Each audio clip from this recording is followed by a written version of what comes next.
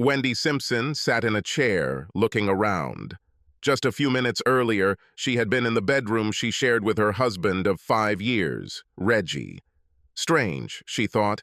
She couldn't remember what exactly she was doing. It was like she was there one second, and then here the next. How did it happen? She looked around the room. There were no windows and she couldn't see where the door might be. There was no obvious source of light, but the room was bathed in an almost overwhelming white light that seemed to be coming from everywhere. Everything in the room was white. The short robe she was wearing, the walls, the floor, the ceiling, the chair she was sitting on, and the table in front of her. Strange, she thought. There are no shadows anywhere. She felt that the room was a little stuffy, and beads of sweat appeared on her forehead. She wiped the sweat with the sleeve of her robe. Finally, the door opened, and a thin man in a white suit and tie approached the table.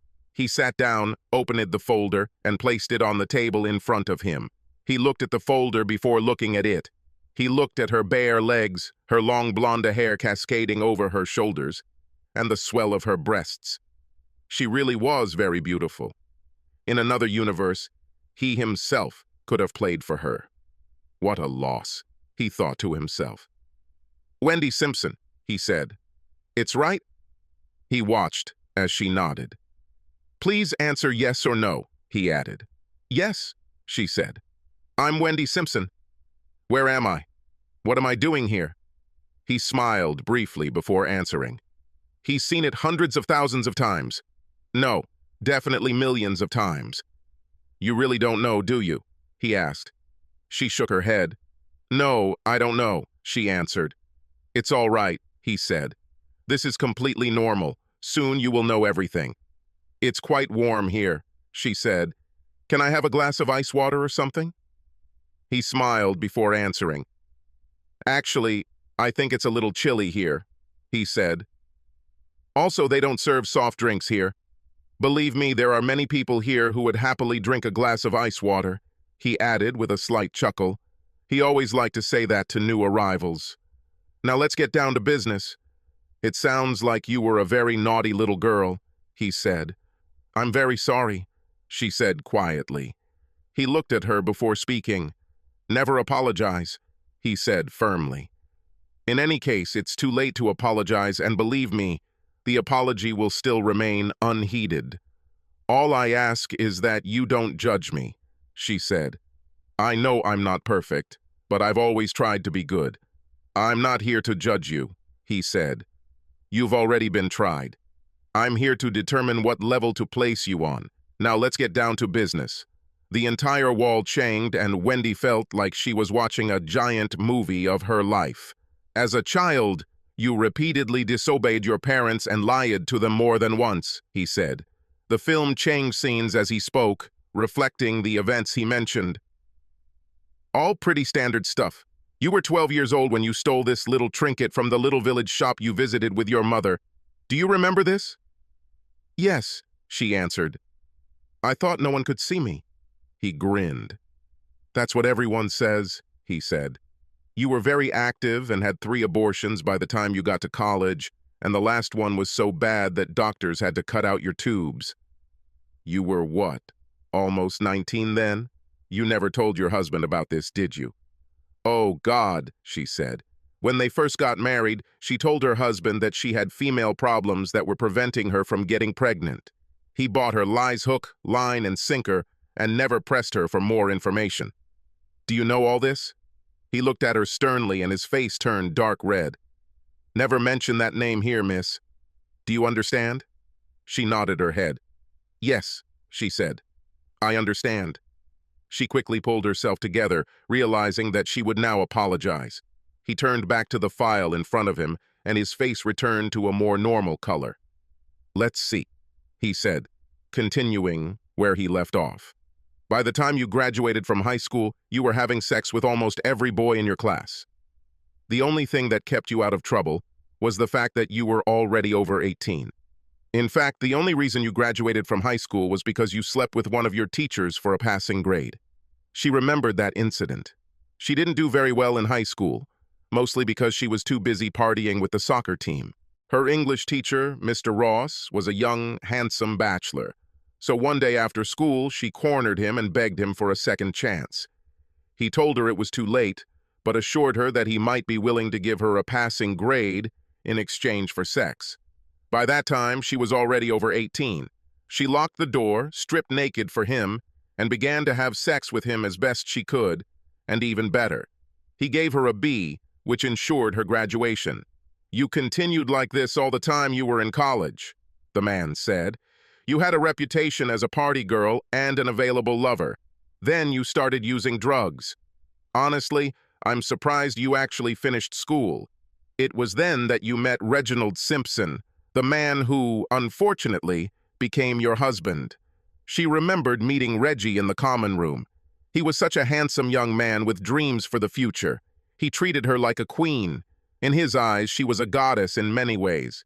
She thought that she could change her life if only he would marry her. They had been dating for several months before he popped the question. Naturally, she agreed, and they got married. "You promised to be exclusive with him, but you couldn't, didn't you?" asked the man. "Actually, you had sex with all the male strippers at the bachelorette party." As he spoke, video footage of her party played on the wall, and she saw a giant version of herself being made airtight by three muscular, well-hung strippers, none of whom were wearing any protection. "Truth be told, it was a few days before you approached poor Reggie for sex, wasn't it?" asked the man. She nodded ashamedly as he glared at her. "Yes, it was like that," she said. "There's nothing to be ashamed of," the man said. "What is done is done. It's too late to take any of this back." He went back to his folder and the video changed as he spoke. "We'll see," he said. "On your wedding day, you managed to have sex with your husband's best man just a few minutes before you walked down the aisle. I bet you really enjoyed going through the ceremony and remembering that you just cheated on your future husband, don't you?" She remembered that day and how much of a cheater she felt when she did it. "Just a little," she answered meekly. "He was your husband's best friend, wasn't he?" "Yes, I was," she answered. "And poor Reggie never found out?" asked the man. Wendy shook her head. "No, he didn't find out," she said. "You managed to remain faithful to your husband throughout the honeymoon, but you quickly returned to your old tricks," the man said. "After you were hired as a legal secretary, you began flirting with men in your office and had sex with several of them over the next few months.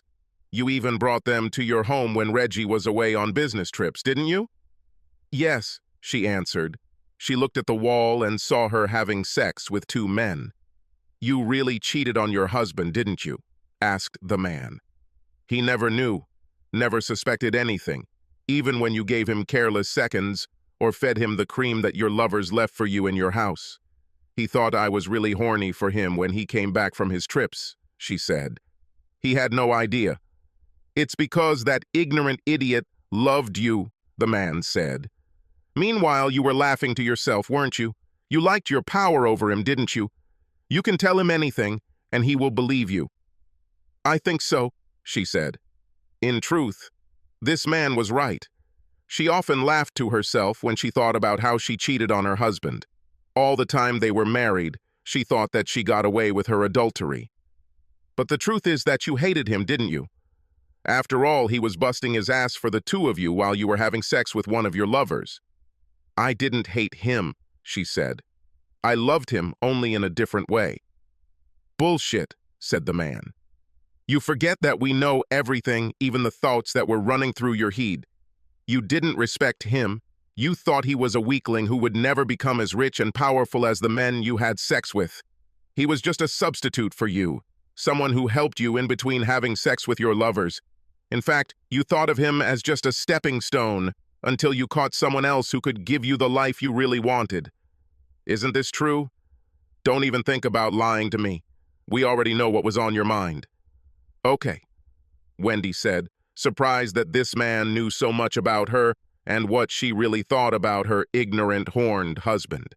"I admit it," she added, and tears streamed down her cheeks. "Stop crying," the man said, disgusted with her. "It's too late to regret. You made your choice, And now you pay the piper. Don't I have another chance? She asked. Please, I will compensate him for everything. I promise. The man laughed before answering.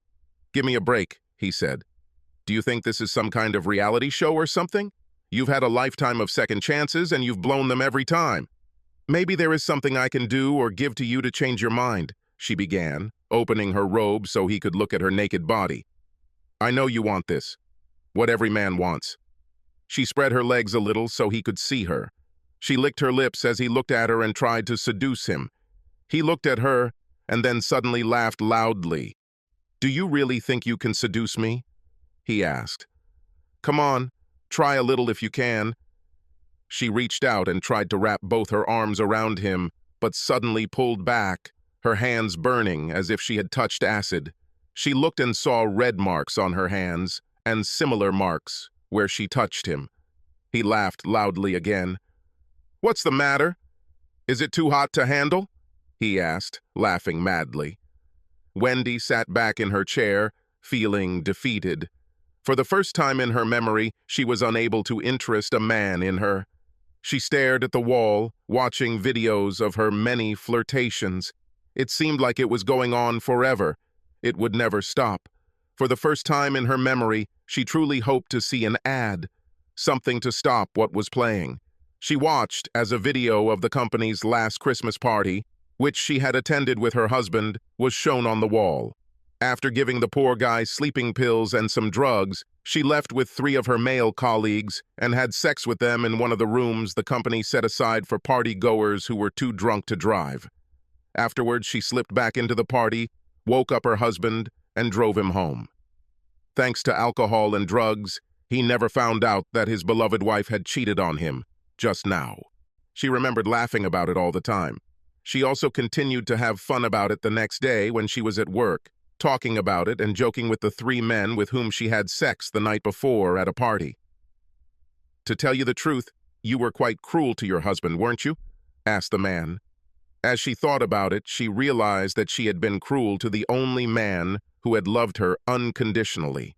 Yes, she answered quietly. Do you know how your husband finally figured it out? Asked the man. Wendy shook her head. No, I don't know, she answered. He caught a contagious disease from you that is sexually transmitted, the man said. On the day when he was supposed to leave the city on a business trip, he went to the toilet and felt severe pain and cramping in the urinary canal, so he found a replacement at work, took a day off, and went to see his doctor. After he got the test results proving he had an STD, he went home to meet you. Imagine his surprise when he walked into the house and heard you and your lover having sex in your bedroom. Tell me, do you remember the last few minutes before you got here? Wendy thought about it, but couldn't remember anything. No, I don't remember, she answered. No problem, he said.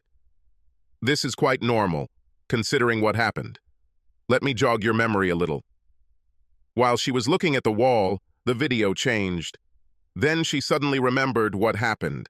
She was at home with one of her colleagues. To be precise, she was in her bedroom, naked on the bed she shared with her husband, and her lover, Jake, was having sex with her.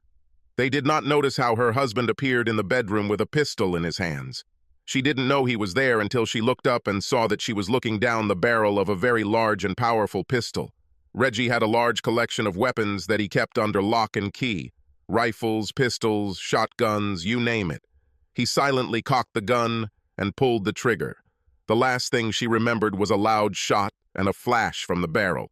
The video on the wall showed what happened to her head, which essentially exploded when the bullet pierced her skull. The next bullet hit Jake in the groin. Wendy began to shake as she watched the video.